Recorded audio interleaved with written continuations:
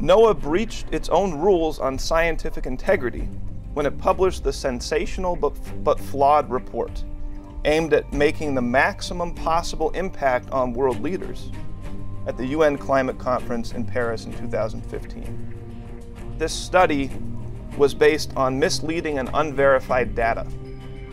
Certain people in the Congress had a sense that there was something very fishy about this study. They subpoenaed, they wanted information, they wanted to talk to the people involved. NOAA refused, they just didn't allow that. So what they came up with was 3 times higher than any other warming trend measured from ocean records prior.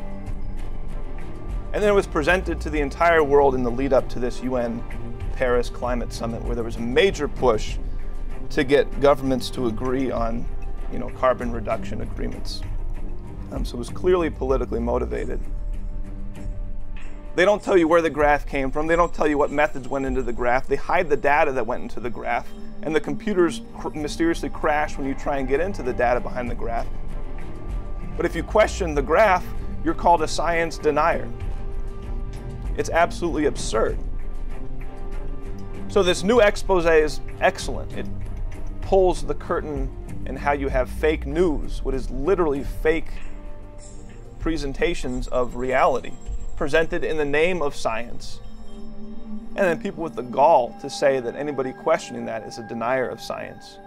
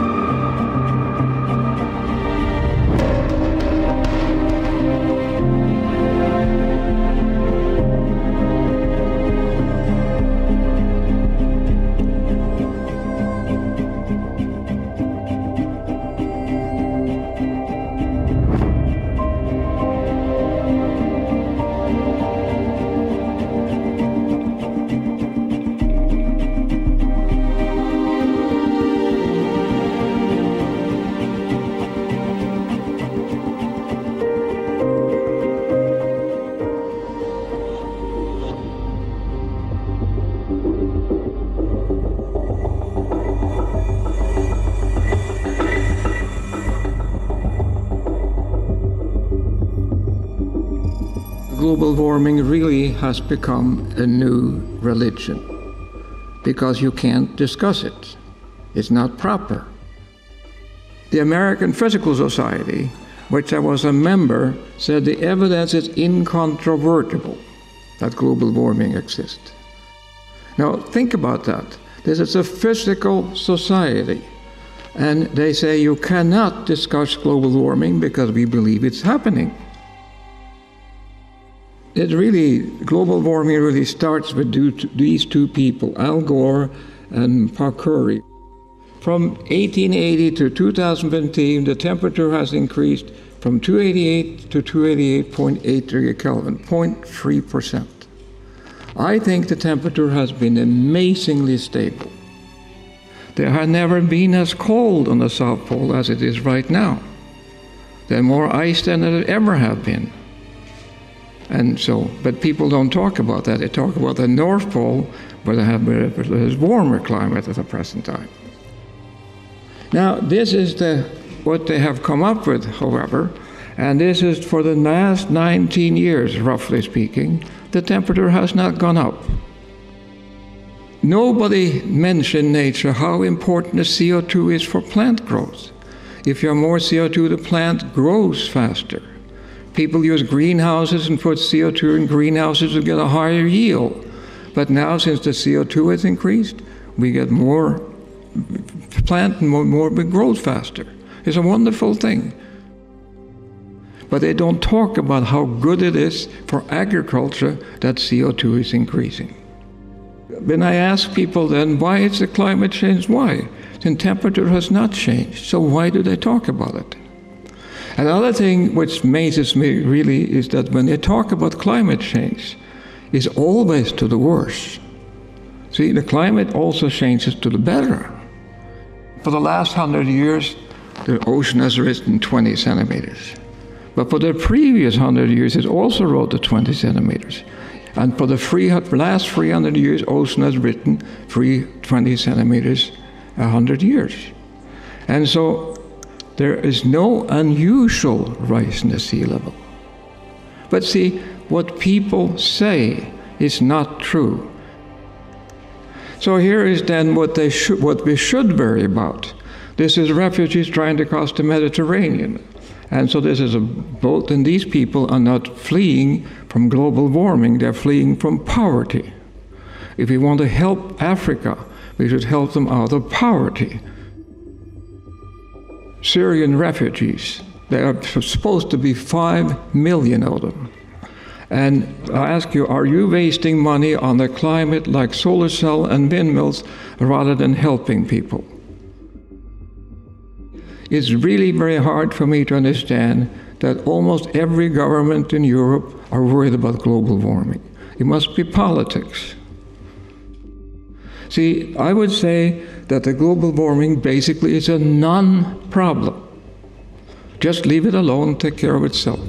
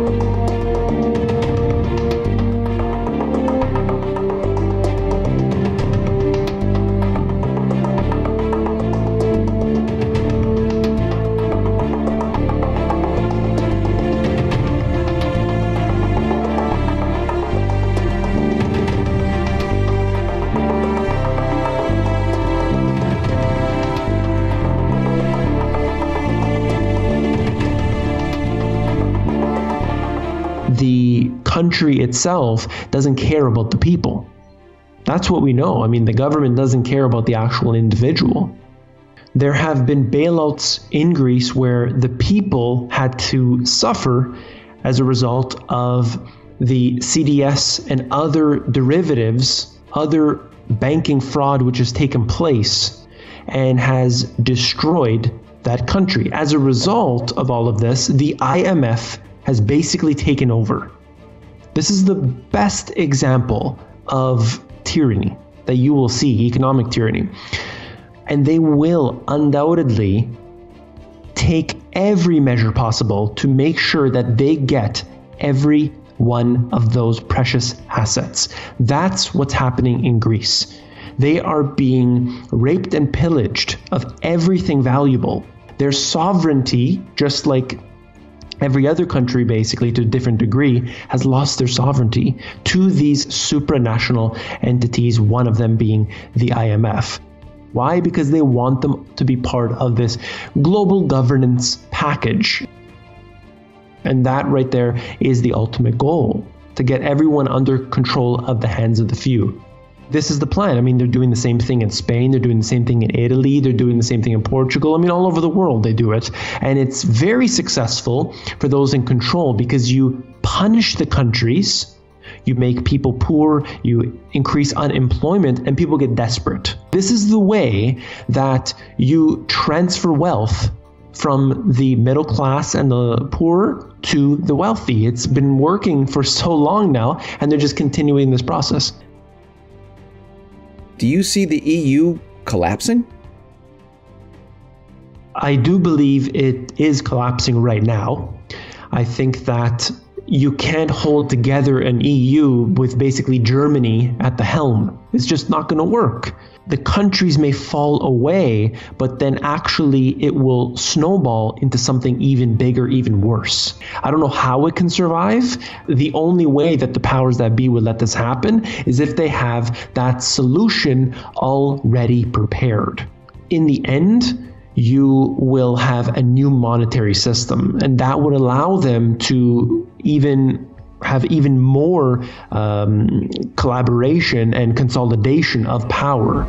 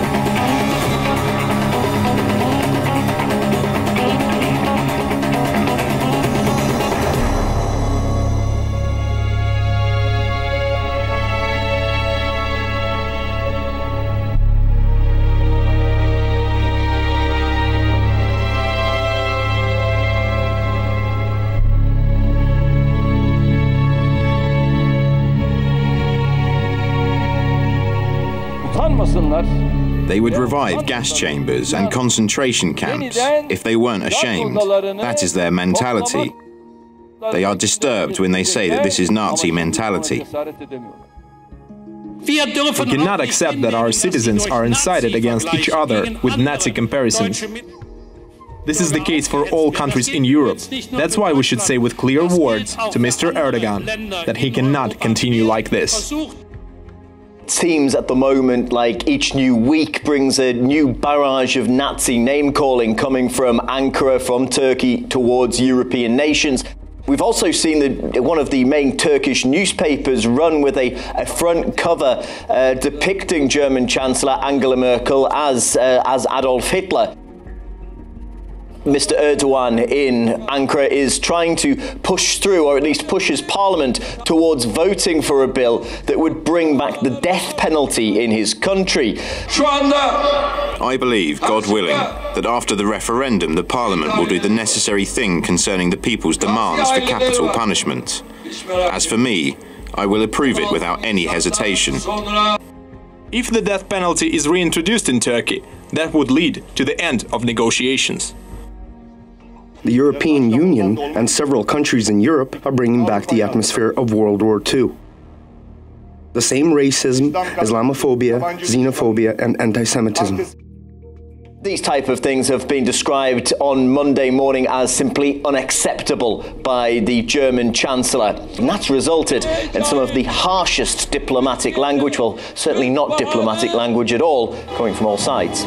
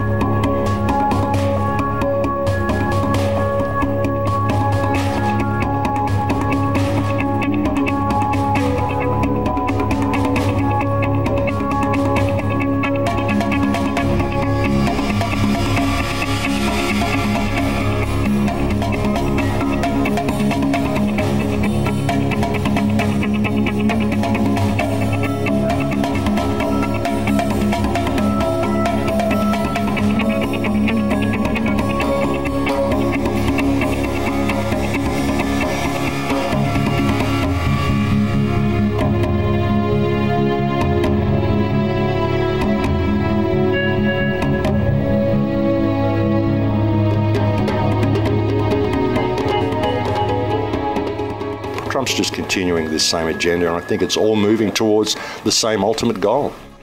It's all about kickstarting this war with Iran, which is going to turn the whole Middle East into a complete schmozzle. It'll probably end up in the destruction of Israel as well. Israel's been put there to create this instability mechanism, posture against Iran, to create this whole war of terror and just escalate the agenda. The situation in Yemen, the situation in Syria, he's not calling any of this out for what it is. Why is he expanding military funding and all of this when he could be reducing it and calling the war of terror out for what it is? Really, I mean, ISIS, if he says he wants to defeat ISIS, where does ISIS come from? It's a private mercenary army funded by DynCorp and the Clinton Foundation, all completely provable through Hillary Clinton's own emails. Why isn't he calling that out for what it is? You know, I would suggest he should be freezing the assets of DynCorp and the Clinton Foundation, using that money to rebuild Syria and Libya. This would stop the refugee influx into Europe straight away. All these people want to go home. Let's give them homes that they can go home to rather than keep continuing to bomb their country under the pretext of defeating ISIS. The anti-Muslim rhetoric we're hearing, they're still promoting the concept that the war of terror is being run by Muslim extremists when it's not. They didn't carry out the 9/11 attacks, that they're not carrying out all of this stuff we're seeing. All of the countries that have been subject to the most terrorism in the world are countries in the Middle East. Before we invaded Iraq, there was never one suicide bombing there. Now there's been like over 1,000 suicide bombings since the US invaded. And when you go and bomb these countries and you kill these families, you create terrorists. Because people want revenge for you bombing my sister and blowing up my mother. I want to come and strap a bomb to myself and blow you up. That's how you create terrorism, and that's what we're seeing, just a continuation of the same thing. It's the same New World Order agenda. What Trump could end up doing with this is creating a confrontation whereby you end up with three major superpowers, the United States, Russia and China. That's what will be left after this, and the whole Middle East will just be a complete schmozzle to be divided up. And that's the way it seems to be going. It seems to be the same agenda, just being taken from a different approach, a different perspective. I think the Trump presidency is a huge opportunity for the American people to put aside this left-right paradigm, see how they're being played in this divide and conquer, and realise that if they now unite as one people and look at this man and hold him accountable for his actions, they can actually move forward. I mean, hopefully you'll do the right thing, but I'm just not seeing it. I want to have hope in this man, but I'm just not seeing it in his foreign policies, and that's what people have to look at. And I was kind of surprised when Trump got in, but now when I look back at it, no, I think it was all play. I think it was all one big play. So hopefully people are going to seize this opportunity and come together and create a better future. I mean, it's anybody's guess where we're going to go with this. Trump's a total wild card.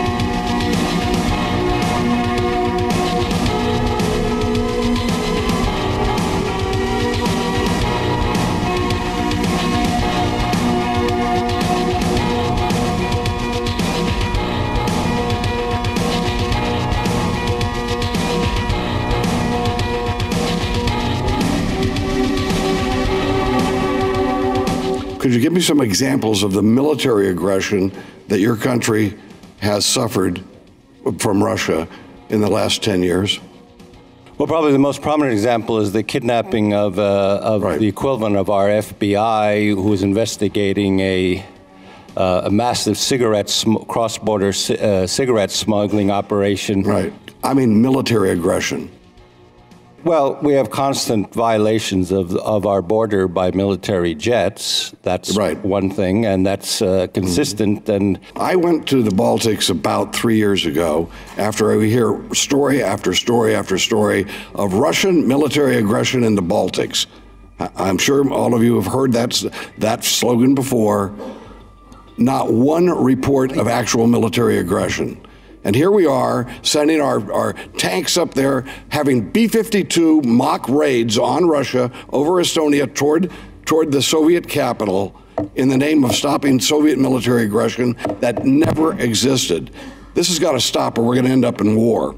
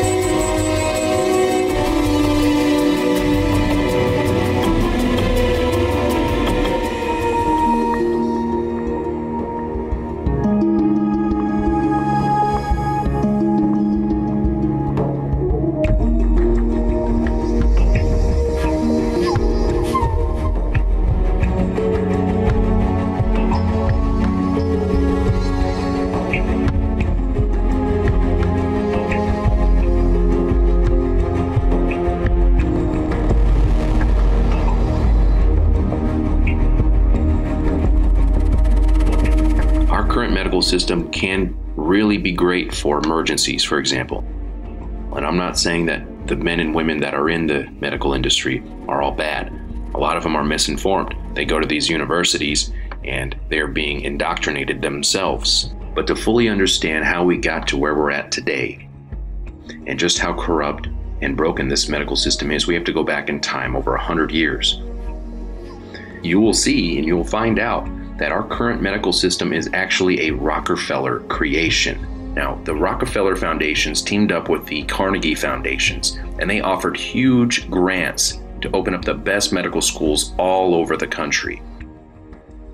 Now, the only stipulations that went along with these huge, generous grants and donations was the provision that only an allopathic-based curriculum be taught and that some of their agents from the foundations were allowed to sit on the board of directors of these medical schools. Now, by having their own handpicked people placed, they were able to determine the curriculum. They were able to remove any kind of reference to any natural or herbal treatments. Now, fast forward to today. We live in such extremely toxic environments that it's no wonder that cancer rates are skyrocketing. Everything from our food, our water, our air, our work environments, our home environments, all extremely toxic. And the fascistic partnership between corporations and governments allows these companies to get away with murder, literally, all the while making record profits. Now, the medical system of today is not in the business of creating cures. They are in the business of creating customers and sucking every last dime out of them.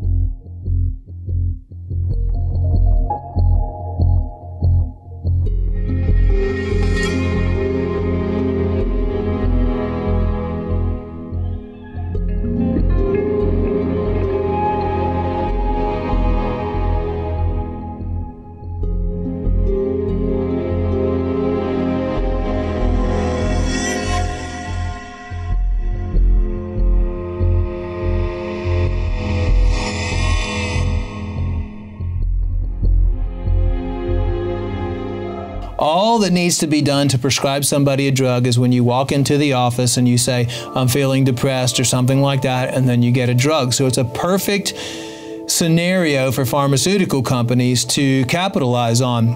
The current DSM has 374 mental disorders in there, 943 pages.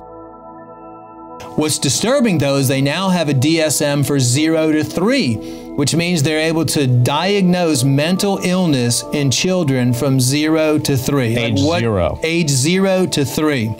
They want every single person in the United States and in the world on some sort of psychotropic drug. It's a $330 billion industry.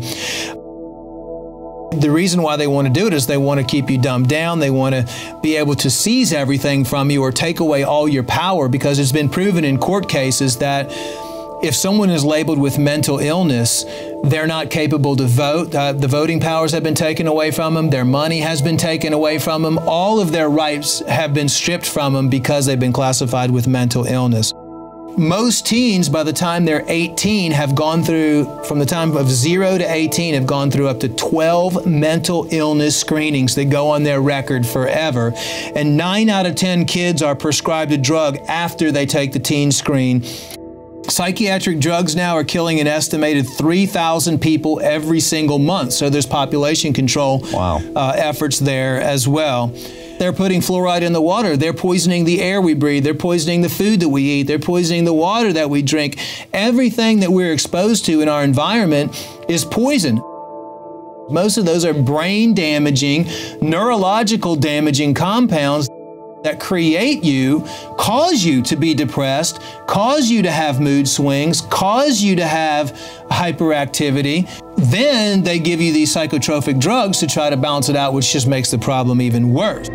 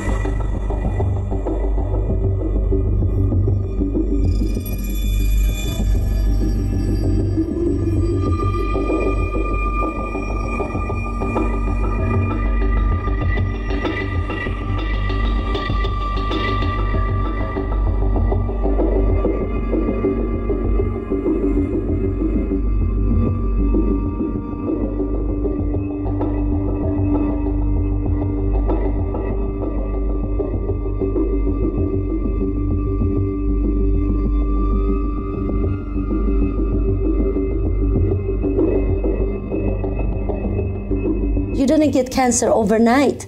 Cancer is a process of 10 years, 12 years.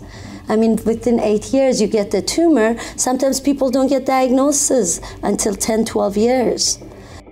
So they kind of tend to scare the patients and they get worried. They don't have time to research. Then they start the chemo, and otherwise the doctors would tell them they're going to die or it's going to spread everywhere.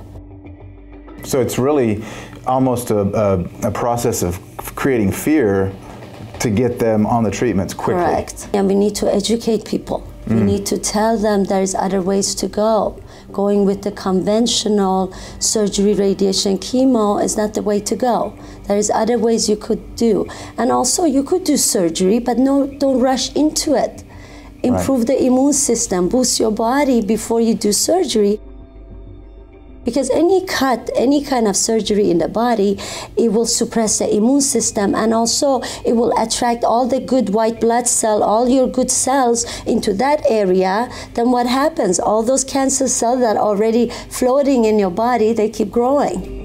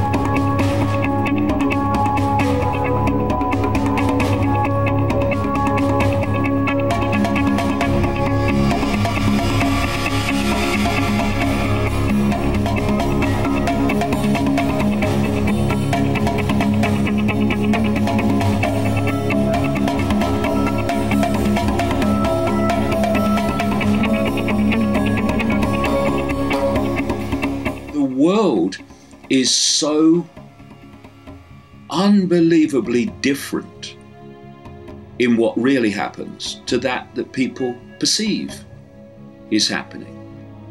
It's like a spider's web. There's a spider at the center. That's where the whole agenda is coming from.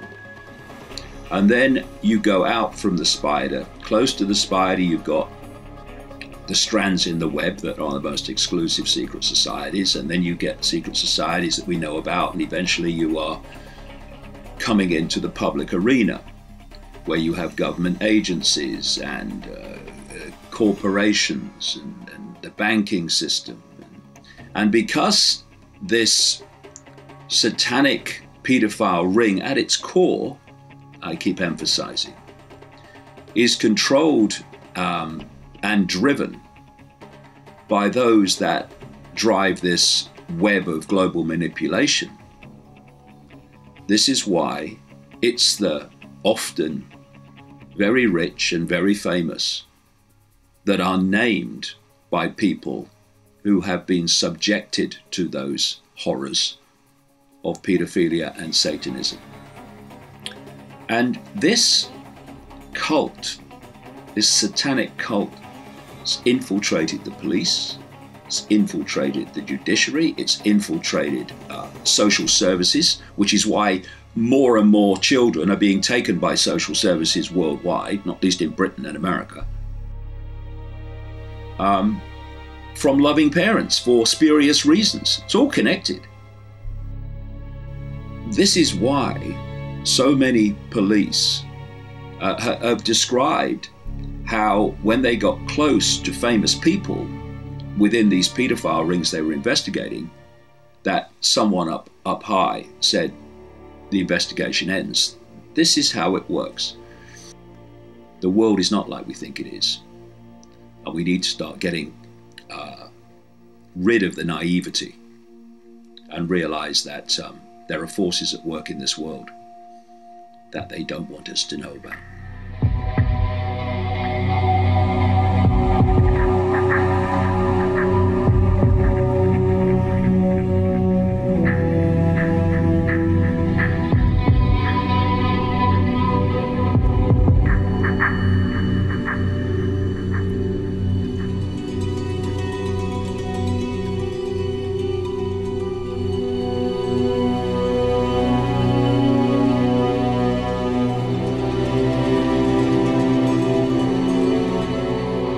These rings are rings within rings. In the end, it's a global network.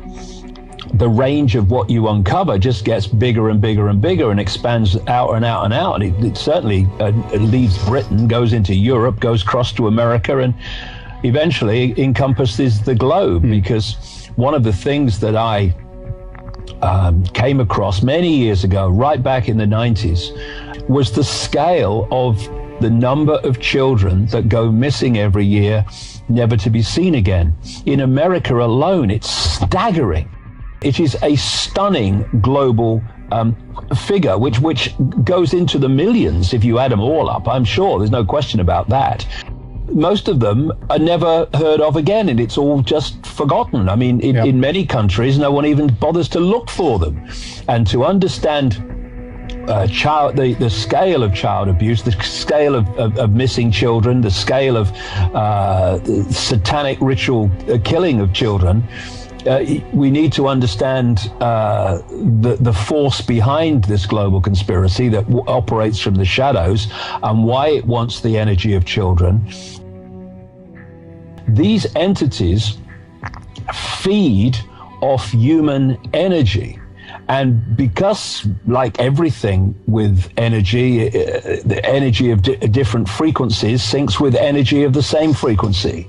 And thus, these entities, to absorb human energy, have to have energy that is within the frequency range they can absorb. And it seems to me that this relates to low vibrational human emotion, that relates to fear, to frustration, to depression, to frustration, all these things.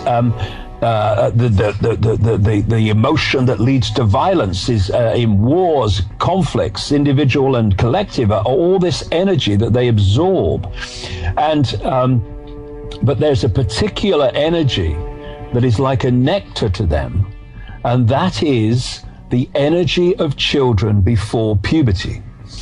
And it's that energy that these entities most want to absorb, what most want to have as a food source, a power source. And so what's happening to these children, a large number of them, I suggest, a very large number, end up in sacrificial rituals. They end up being in pedophile rings and stuff like that, and they're having their energy vampired. If you follow some of these major names in the conspiracy and you follow them through in terms of investigation and research, secret societies always come up, Satanism always comes up with the top people, and so does pedophilia.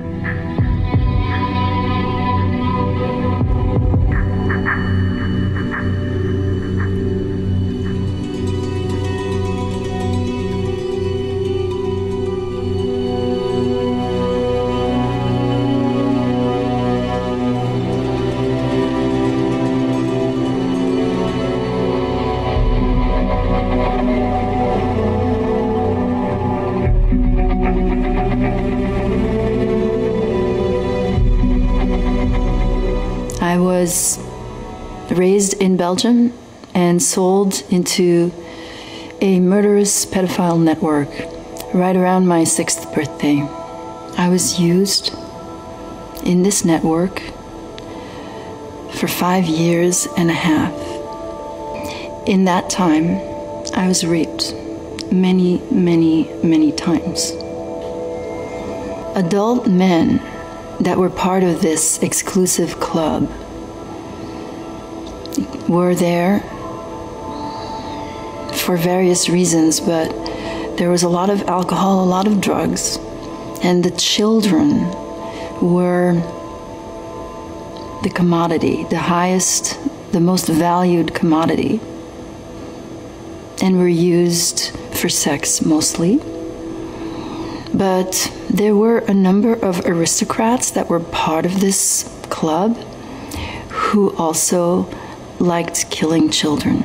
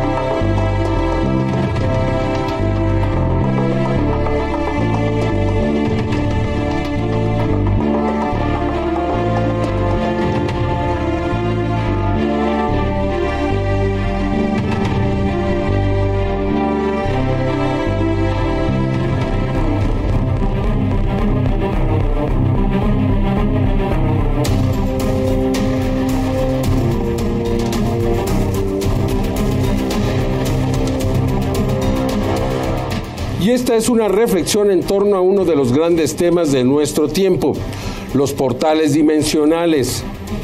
Existe la posibilidad de que se estén generando en nuestro planeta verdaderos portales dimensionales. Así lo sugieren las extraordinarias evidencias que se han podido obtener en diferentes lugares del mundo. Uno de los sueños más grandes de los seres humanos podría hacerse real, poder viajar a las profundidades del cosmos de forma instantánea. La existencia de los llamados portales dimensionales ha sido prácticamente confirmada por la ciencia. El 20 de enero de 2005, una explosión de grandes proporciones en el Sol expulsó altas cantidades de partículas solares que llegaron a la Tierra en tan solo 8 minutos, aunque deberían de haber llegado en más de 24 horas. Los científicos quedaron confundidos. No existía una verdadera explicación. En 2008, la misión Temis de la NASA confirmó la existencia de portales magnéticos que se abren conectando a la Tierra y el Sol. Aparentemente, las partículas viajaron por uno de estos portales, acortando su viaje del Sol a la Tierra en más de 24 horas. Desde entonces, sabemos que se trata de una realidad. Aún debemos aprender a utilizar estas puertas dimensionales para viajar en el espacio. Civilizaciones extraterrestres avanzadas podrían haber desarrollado formas inimaginables de transportarse a través del tiempo y el espacio, que les haya permitido llegar hasta nosotros. Los agujeros de gusano son un atajo en el espacio-tiempo descrito por primera vez en la teoría general de la relatividad de Albert Einstein junto a Nathan Rosen, en que dos extremos del universo se conectan por un túnel donde la materia podría desplazarse. Aunque los científicos consideran que a través de los puentes Einstein-Rosen también se podría viajar de un universo a otro paralelo, o incluso se podría viajar a través del tiempo. Los astrofísicos han comprobado que a través de un agujero de gusano también se podría viajar más rápido que la luz, permitiendo con ello desplazarse a cualquier parte del universo en cuestión de instantes. En 2014, el Dr. Lucas Butcher, de la Universidad de Cambridge, aseguró que si uno de los estrechos de un agujero de gusano permanece abierto el tiempo suficiente, el hombre podría enviar mensajes a cualquier parte del cosmos, o a través del tiempo, a un pasado lejano, o incluso al futuro, utilizando pulsos de luz. Y en ese mismo año, un equipo de científicos de la Universidad Fudan, en China, publicaron un estudio que sugiere que en el centro de la Vía Láctea no hay un agujero negro supermasivo como se pensaba, sino que hay un agujero de gusano, lo que permitiría que las civilizaciones tecnológicamente avanzadas pudieran desplazarse a cualquier parte de la galaxia, o incluso del universo, hasta la Tierra. Los agujeros de gusano o puentes Einstein-Rosen podrían ser la forma en que civilizaciones de otros mundos, otros universos e incluso de otro tiempo puedan desplazarse hasta la Tierra, permitiendo que sus objetos voladores no identificados aparezcan y desaparezcan en solo instantes. ¿Podrían estos portales dimensionales generarse de manera natural en la Tierra? Existe un caso muy bien documentado de un piloto que relató haber entrado en un portal dimensional. Ocurrió el 4 de diciembre de 1970, cuando el piloto Bruce Gernon despegó de la isla Andros rumbo a Florida. Atravesando el Triángulo de las Bermudas, una fuerza lo hizo viajar a través del tiempo, porque llegó a su destino en solo 47 minutos, cuando su vuelo duraba 75 minutos. Otro caso de un portal dimensional ocurrió el 31 de enero de 1978, en el vuelo 502 de Aerolíneas Aviaco, en ruta de Valencia a Bilbao. Cuando se aproximaban al aeropuerto de Bilbao, fueron desviados por mal tiempo. De súbito se formó una nube luminosa, a través de la cual pasó el avión. El vuelo 502 aterrizó 17 minutos después de lo que estaba programado, como si su avión Caravelle 10R se hubiera quedado suspendido sin volar en el mismo lugar. Estos casos demostrarían la existencia de portales dimensionales que se abren en el Triángulo de las Bermudas y en otros lugares del mundo. Recientemente se han videograbado fenómenos que sugieren la presencia de portales magnéticos en nuestro planeta. Un hecho que, a pesar de no haber sido confirmado científicamente, no tiene aún una verdadera explicación. Resulta indudable que aún tenemos mucho que aprender, que apenas estamos dando pequeños pasos de bebé en nuestra exploración cósmica.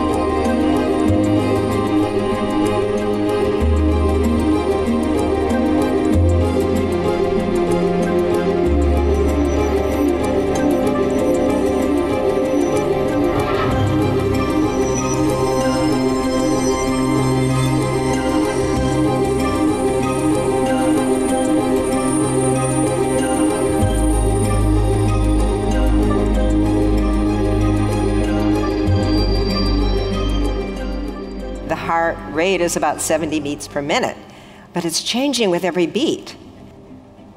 These beat-to-beat changes in heart rate create a pattern. The pattern of the heart rhythm is what's informing the brain.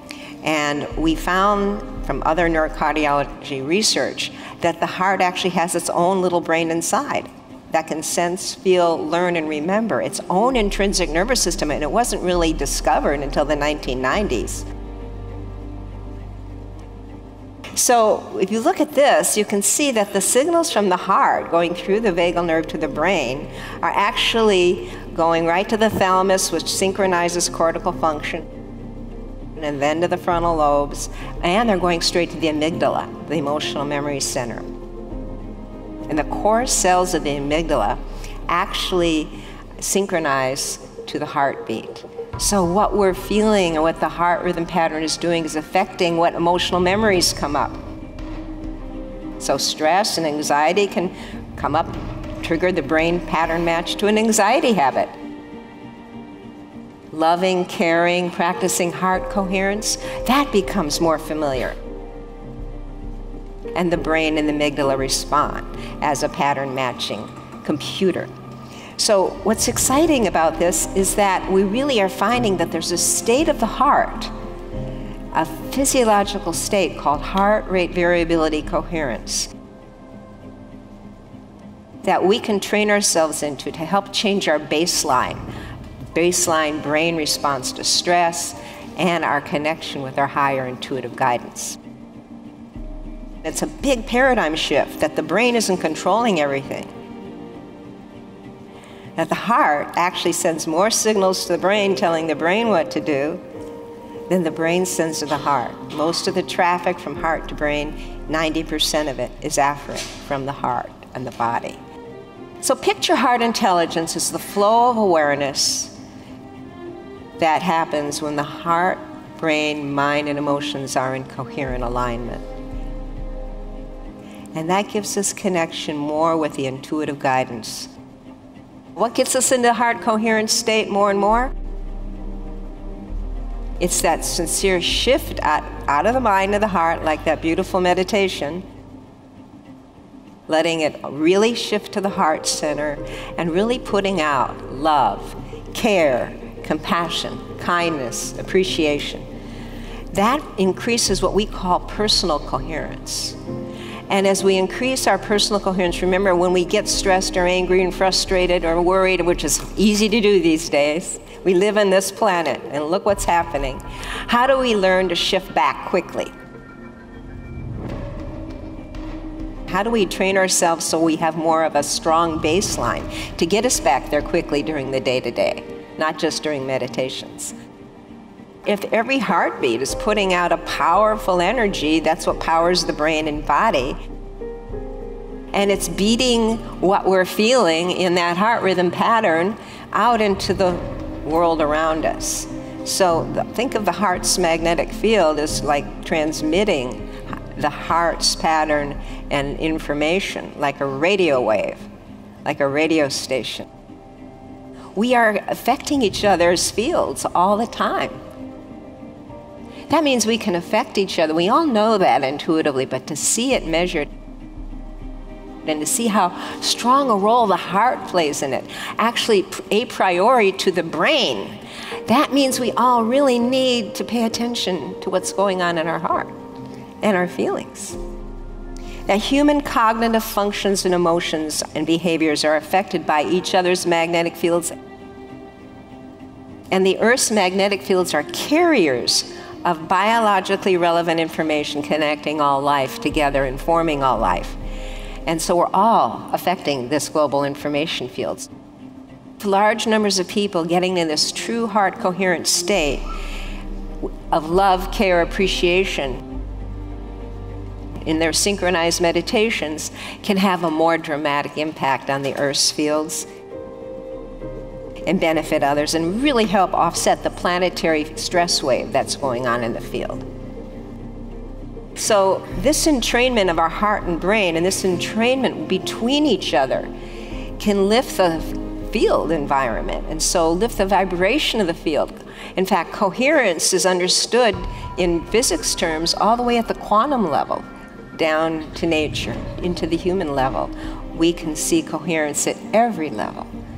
And that links us to other dimensions, which is what we all need. Like a laser light is coherent photons, much more powerful than incandescent light. So we can access that potential within ourselves. A first step for all of us to raise the vibration of the collective field environment is taking more responsibility for our own energies and what we're feeding the field each day, making it easier for others to connect with their higher potentials and increase joy.